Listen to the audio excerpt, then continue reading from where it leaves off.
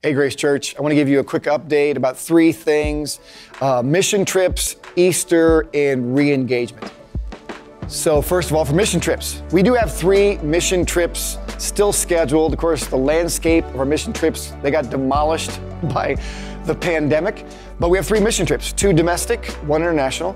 1 domestic trip is coming up in April. If you want to go help rebuild disaster recovery in the city of Nashville, where one of our church planters went, join us. Go to visitgracechurch.com/outreach, go to the mission trip page, and you can join us on that trip. We're partnering with Samaritan's Purse. Or you can join us, go to Long Island in September. Another new church planters headed to Long Island. Join them as they go out to start planting a church on the island of Long Island in New York. Finally, in November and in December, I'll be with a trip going to the Holy Land. You can join us on those 3 trips. Go to visitgracechurch.com/outreach. Go to the mission trip page. Secondly, Easter. Easter's coming up. You talk about the start of April. I want to encourage you to pray. List 5 names.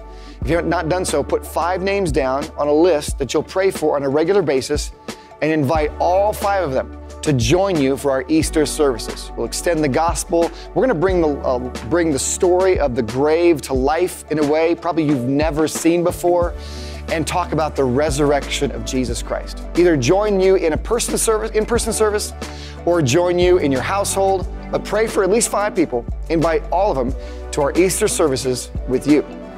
Finally, re-engagement.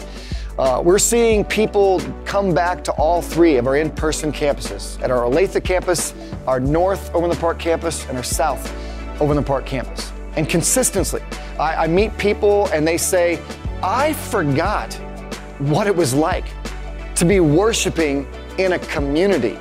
As I watched at home, I just didn't get the same sense of connection, of discussion, of life. So as the pandemic progresses, as you feel comfortable, I do encourage you, come on back to one of our in-person services when you feel comfortable.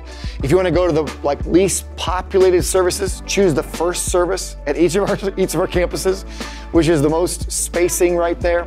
And I encourage you that God has called us, even in a pandemic, to live out the one another's. Hebrews chapter 10, the writer of Hebrews says this, let us, plural, draw near with a true heart in full assurance of faith, having our hearts sprinkled from an evil conscience and our bodies washed with pure water. Let us, together as a community, hold fast the confession of our hope without wavering, for he who promised is faithful.